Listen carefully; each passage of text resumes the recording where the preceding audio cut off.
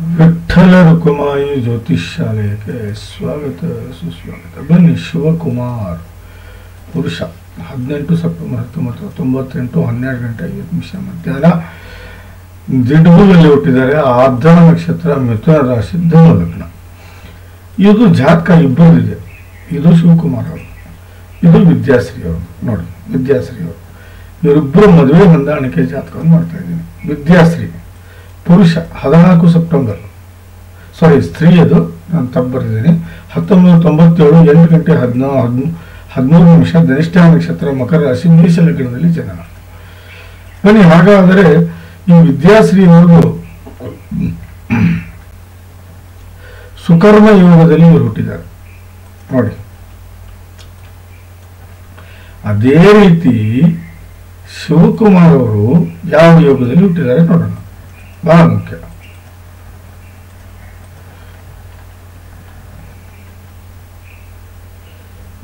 ವರ್ಯಾನ್ ಯೋಗದಲ್ಲಿ ಹುಟ್ಟಿದ್ದಾರೆ. No problem, ಹೊಂದಾಣಿಕೆ ಆಗುತ್ತೆ. ಹೌದು ನೋಡಿ, ಕರ್ಣ ಬಂದು ಗರಜೆ ಆದ್ರೆ ಇವರು ವಿದ್ಯಾಶ್ರೀ ಅವರು ಕರ್ಣ ಬಂದು ಕೌಲವಾಗುತ್ತೆ. ಹಾಗಾಗಿ ಹೊಂದಾಣಿಕೆ ಆಗುತ್ತೆ ಅಂತ ಶಾಸ್ತ್ರ ಹೇಳುತ್ತೆ. ಹಾಗಾದ್ರೆ ಜಾತಕ ನಿಮಗೆ ಹೊಂದಾಣಿಕೆ ಆಗುತ್ತೆ. ಅದು ಬಹಳ ಮುಖ್ಯ ನಮ್ಗೆ. ನೋಡಿ, ಇವ್ರದ್ದು ಯಾವ ಲಗ್ನ?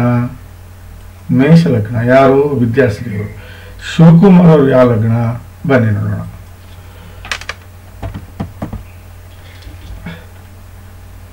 ಶಿವಕುಮಾರ್ ಅವರು ಧನು ಲಗ್ನ. ಅರ್ಥ 5ನೇ ಭಾವದಲ್ಲಿ ಲಗ್ನ ಇದೆ. ಯಾರಿಗೆ? ಇವ್ರಿಗೆ. ನೋಡಿ, ವಿದ್ಯಾಶ್ರೀ ಅವರು ಮೇಷ ಲಗ್ನ, ಶಿವಕುಮಾರ್ ಅವರು ಧನು ಲಗ್ನ. ಹಾಗಾಗಿ ಲಗ್ನವೂ ಹೊಂದಾಣಿಕೆ ಆಗುತ್ತೆ. No problem. ಹಾಗಾದರೆ ಇಲ್ಲಿ ನೋಡಬೇಕಾಗಿದ್ದೇನು ನಾನು? ಇಲ್ಲಿ ನೋಡಬೇಕಾಗಿದ್ದು ನಾನು 1 ಮತ್ತು 5 ಮತ್ತು 7 ಮತ್ತು 9ನೇ ಭಾವ.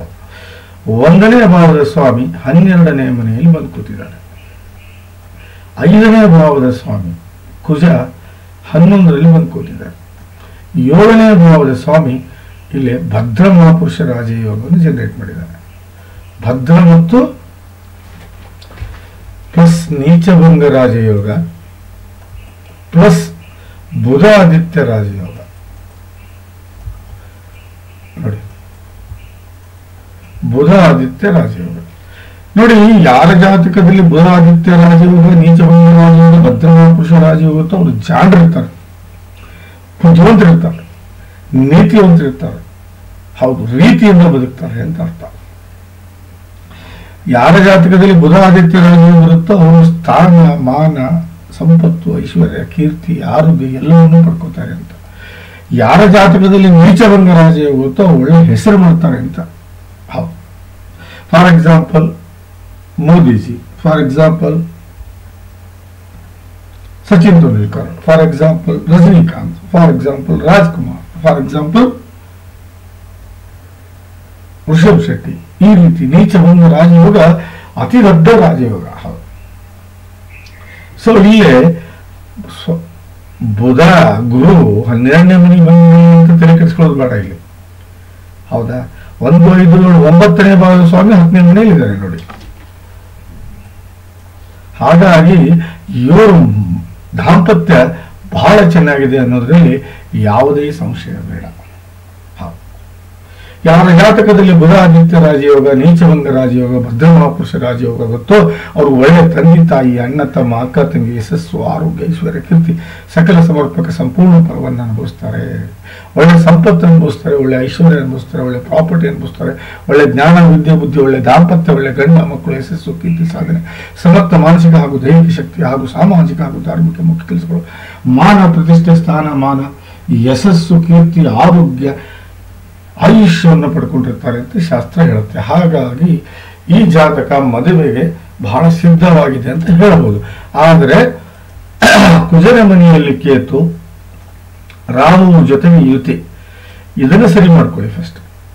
ಹೌದು, ಇದು ಸರ್ಪದೋಷ ಆಯಿತು,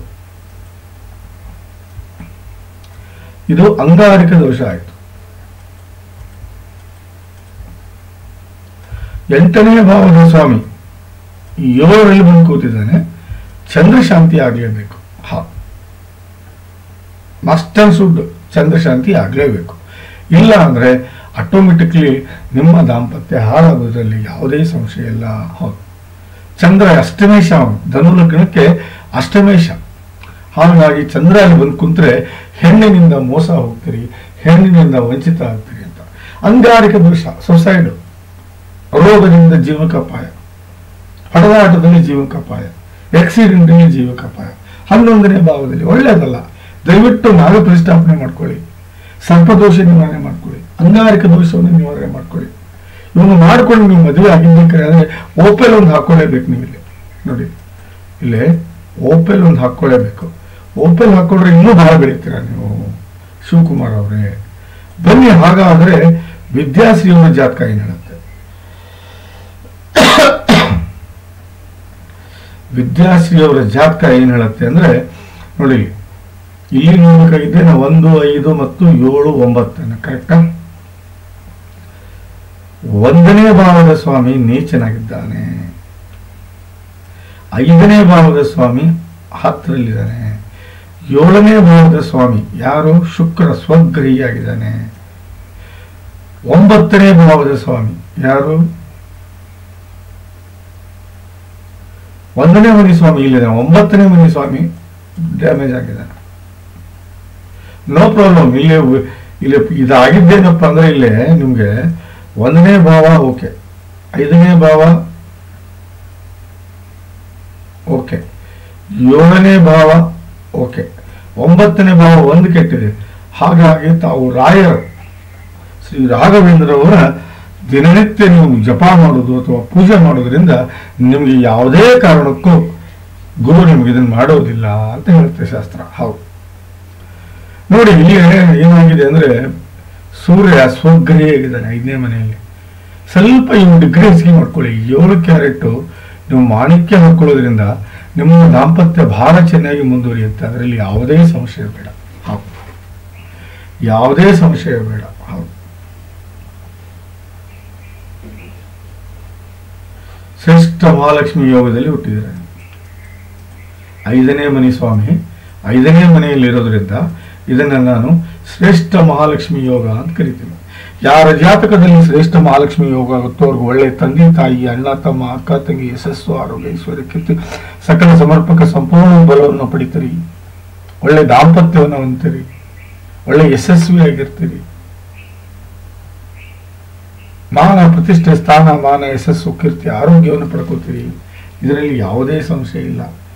ನನಗೆ ಕಂಪ್ಯಾರಿಸನ್ ಕೊಟ್ಟಿದ್ದಾರೆ ಅಷ್ಟೇ, ಕಂಪ್ಯಾರಿಸನ್ ಅಷ್ಟೇ ಮಾಡ್ತಾ ಇದ್ದೀನಿ. ಇಬ್ಬರು ಜಾತಕ ಮಾಡೋದು ಕೊಟ್ಟಿಲ್ಲ ನನಗೆ. ಓಕೆ ಸರ್, ಮಣಕ್ಕೆ ಹಾಕೊಳ್ಳಿ, ಸರಿ ಹೋಗುತ್ತೆ. ಯಾಕಂದ್ರೆ ಬುಧ ಅಸ್ತಮಿತ ಆಗ್ತಾನೆ. ಬಟ್ ಒಂದ್ ಹೇಳ್ತೀನಿ ಕೇಳಿ ನೀವು, ಇಲ್ಲಿ ಶನಿ 12ನೇ ಮನೆಯಲ್ಲಿದ್ದಾನೆ. ಯಾರು? 10 ಮತ್ತು 11ನೇ ಭಾವದ ಸ್ವಾಮಿ. ಇಲ್ಲಿ ರಾಹು ಗ್ರಹಣ ದೋಷ ಜನರೇಟ್ ಮಾಡಿದ್ದಾನೆ. ಇಲ್ಲಿ ನೀವು ನಾಗ ಪ್ರತಿಷ್ಠಾಪನೆ ಮಾಡ್ಕೊಳ್ಳಿಲ್ಲ ಅಂದ್ರೆ 100% ದಾಂಪತ್ಯ ಹಾಳಾಗುತ್ತೆ.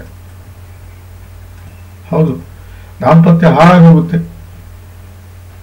ನಾ ಹೇಳೋದನ್ನ ಅರ್ಥ ಮಾಡ್ಕೊಳ್ಳಿ. ಯಾಕಂದ್ರೆ ರಾಹು ಕೇತು ಮೋಸ್ಟ್ ಡೇಂಜರಸ್. ಇಲ್ಲಿ ನೆಮ್ಮದಿಯನ್ನ ಹಾಳು ಮಾಡ್ತಾನೆ ಕೇತು 11ನೇ ಮನೆಯಲ್ಲಿ. ಸಣ್ಣ ಪುಟ್ಟ ರೋಗಕ್ಕೆ ತೊಂದರೆ ಮಾಡ್ತಾನೆ. ದಯವಿಟ್ಟು ನಾಗ ಪ್ರತಿಷ್ಠಾಪನೆ ಮಾಡ್ಕೊಳ್ಳಿ. 7 ಕ್ಯಾರೆಟ್ ಮಾಣಿಕ್ಯ ಹಾಕೊಳ್ಳಿ, ಒಳ್ಳೆ ದಾಂಪತ್ಯವನ್ನು ಅನುಭವಿಸ್ತೀರಿ. ಇಲ್ಲ ಅಂದ್ರೆ ದಾಂಪತ್ಯದಲ್ಲಿ ಕಿರಿಕಿರಿ ಅನುಭವಿಸ್ತೀರಿ. 6ನೇ ಭಾವದ ಸ್ವಾಮಿ 5ನೇ ಮನೆಯಲ್ಲಿ ಬಂದು ಕೂತಿದ್ದಾನೆ. He is the most dangerous. ನೋಡಿ, ಈ ರಾಹು ಶಾಂತಿ ಮತ್ತು ನೀವು ಕೇತು ಶಾಂತಿ ಮಾಡ್ಕೊಳ್ಳಿಲ್ಲ ಅಂದ್ರೆ ಒಂದು ಜಡತ್ವ ದೋಷ ಬರುತ್ತೆ ನಮಗೆ, ಇನ್ನೊಂದು ಗ್ರಹಣ ದೋಷ ಬರುತ್ತೆ. 5ನೇ ಭಾವದಲ್ಲಿ ಗ್ರಹಣ ದೋಷ ಆದ್ರೆ ದಾಂಪತ್ಯ ಹಾಳಾಗುತ್ತೆ, ಮಕ್ಕಳು ಹುಟ್ಟುವುದಿಲ್ಲ, ವಿದ್ಯೆ ಹತ್ತೋದಿಲ್ಲ, ಯಾವತ್ತೂ ನೆಮ್ಮದಿ ಇರುವುದಿಲ್ಲ.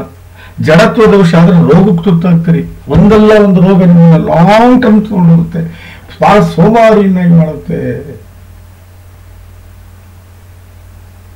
ನಾನು ಹೇಳೋದು ನಿಮ್ಮ ಒಳ್ಳೇದಕ್ಕೆ.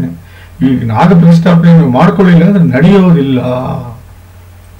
ಬನ್ನಿ, ಹಾಗಾದ್ರೆ ನವಮಾಸ ಏನ್ ಹೇಳುತ್ತೆ? ನವಮಾಸ ಬಹಳ ಇಂಪಾರ್ಟೆಂಟ್. ಹೌದು, ನವಮಾಸ ಬಹಳ ಇಂಪಾರ್ಟೆಂಟ್ ದಾಂಪತ್ಯಕ್ಕೆ ಮಾತ್ರ. ಅದನ್ನ ನೋಡದೇನೆ ನೋಡಿ, ನಾನು ಏನ್ ಹೇಳಿದೆ ನಿಮ್ಗೆ, 1ನೇ ಭಾವದ ಸ್ವಾಮಿ ಶುಕ್ರ ಉಚ್ಚ ಸ್ಥಾನದಲ್ಲಿ ಇದ್ದಾನೆ. ಒಂದು ಓಕೆ. 5ನೇ ಭಾವದ ಸ್ವಾಮಿ 4ರಲ್ಲಿದ್ದಾನೆ, 5 ಓಕೆ. 7ನೇ ಭಾವದ ಸ್ವಾಮಿ ಕುಜ 11ರಲ್ಲಿದ್ದಾನೆ, ಓಕೆ. 9ನೇ ಭಾವದ ಸ್ವಾಮಿ 2ರಲ್ಲಿದ್ದಾನೆ. ಬಟ್ ಇಲ್ಲಿ ಮೋಸ್ಟ್ ಡೇಂಜರಸ್ ಗುರು ಮತ್ತು ಕೇತು, ರಾಹು ಕೇತು ಗುರು. ಯಾಕಂದ್ರೆ 12ನೇ ಮನೆಯಲ್ಲಿ ಗುರು ಇದ್ದಾನೆ. ಸೊ ಇಲ್ಲಿ ನೋಡಿ, ನಾನು ಫೈನಲಿ ಹೇಳ್ತಾ ಇದ್ದೀನಿ, ನೀವು ನಾಗ ಪ್ರತಿಷ್ಠಾಪನೆ ಪ್ಲಸ್ ಗುರು ಶಾಂತಿ ಮಾಡ್ಕೋಬೇಕು, ಪ್ಲಸ್ ಚಂದ್ರ ಶಾಂತಿ ಮಾಡ್ಕೋಬೇಕು. ಯಾರು? ಶಿವಕುಮಾರ್ ಅವರೇ, ಅರ್ಥ ಮಾಡ್ಕೊಳ್ಳಿ ನಾನು ಹೇಳೋದನ್ನು. ನೋಡಿ, ಶಿವಕುಮಾರ್ ಅವರೇ ನಾಗ ಪ್ರತಿಷ್ಠಾಪನೆ ಮಾಡ್ಕೋಬೇಕು ಮತ್ತು ಗುರು ಚಂದ್ರ ಶಾಂತಿ ಮಾಡಿಕೊಂಡ್ರೆ ಪ್ಲಸ್ 7 ಕ್ಯಾರೆಟ್ ನೀವು ಓಪಲ್ ಅನ್ನು ಧರಿಸಿದ್ದೇ ಕರೆ ಆದರೆ ನಿಮ್ಮ ದಾಂಪತ್ಯ ಬಹಳ ಚೆನ್ನಾಗಿರುತ್ತೆ ಅಂತ ಶಾಸ್ತ್ರ ಹೇಳ್ತಾ ಇದೆ. ಶಾಸ್ತ್ರ ಏನ್ ಹೇಳ್ತಾ ಇದೆ ಅದನ್ನು ಹೇಳ್ತಾ ಇದ್ದೀನಿ ನಾನು ನಿಮಗೆ. ನೋಡಿ, ಇದು ಬಂದ್ಬಿಟ್ಟು ಇವ್ರದ್ದು, ವಿದ್ಯಾಶ್ರೀ ಅವ್ರದ್ದು. ನೋಡಿ, 1, 5, 7, 9ನೇ ನೋಡ್ಬೇಕು ನಾವು. ಇಲ್ಲಿಯೂ ಸಹ 1ನೇ ಮನಿ ಸ್ವಾಮಿ 2ರಲ್ಲಿ ಕೇತು ಜೊತೆ ದ್ವಿತೀಯಾಗಿದ್ದಾನೆ.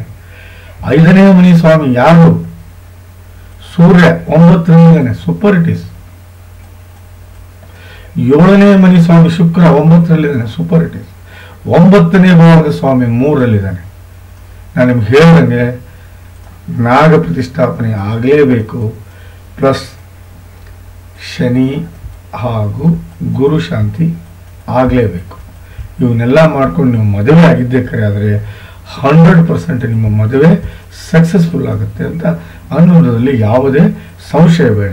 ಹಾಗಾದರೆ ನೀವು ಯಾವ ದಶೆಯಲ್ಲಿದ್ದೀರಿ ನೋಡೋಣ ಬನ್ನಿ. ವಿದ್ಯಾಶ್ರೀ ಅವರು ಗುರು ದಶೆಯಲ್ಲಿದ್ದಾರೆ. This is not a good time. ನಾನು ಹೇಳೋದನ್ನು ಸರಿಯಾಗಿ ಕ್ಲಿಯರ್ ಆಗಿ ಅರ್ಥ ಮಾಡ್ಕೊಳ್ಳಿ. ನಾಗ ಪ್ರತಿಷ್ಠಾಪನೆ ಮಾಡ್ಕೊಳ್ಳಿ, ಗುರು ಮತ್ತು ಶನಿ ಶಾಂತಿ ನೀವು ಮಾಡ್ಕೊಳ್ಳಿ. ಹೌದಾ? ದಯವಿಟ್ಟು ಈ ಕೆಲಸವನ್ನು ನೀವು ಮಾಡಲಿಲ್ಲ ಅಂದರೆ ಅನ್ನೆಸೆಸರಿ ತೊಂದರೆ ಆಗುತ್ತೆ. 7 ಕ್ಯಾರೆಟ್ ನೀವು ಮಾಣಿಕ್ಯ ಹಾಕ್ಕೊಳ್ಳೇಬೇಕು. ಹೌದು, ಮಾಣಿಕ್ಯವನ್ನು ಧರಿಸ್ಕೊಳ್ಳಿ, ಒಳ್ಳೆಯದಾಗುತ್ತೆ ಅಂತ ಹೇಳ್ತಾ ಈಗ ಶಿವಕುಮಾರ್ ಅವರ ಜಾತಕವನ್ನು ನೋಡೋಣ. ಯಾವ ದಶೆಯಲ್ಲಿದ್ದಾರೆ?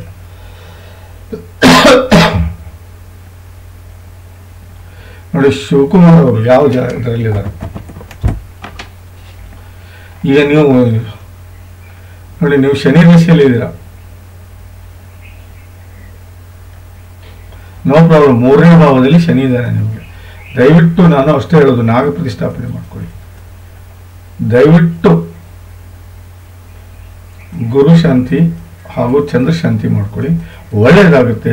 ಇಬ್ಬರು ಮದುವೆ ಆದರೆ ಯಾವುದೇ ತೊಂದರೆ ಇಲ್ಲ ಅಂತ ಹೇಳ್ತಾ ಈ ಜಾತಕದ ವಿಶ್ಲೇಷಣೆ ಮುಗಿಸ್ತಾ ಇದ್ದೀನಿ. ತಮಗೆ ಇಷ್ಟವಾದಲ್ಲಿ ದಯವಿಟ್ಟು 4 ಜನಕ್ಕೆ ಶೇರ್ ಮಾಡಿ. ನಮಸ್ಕಾರ.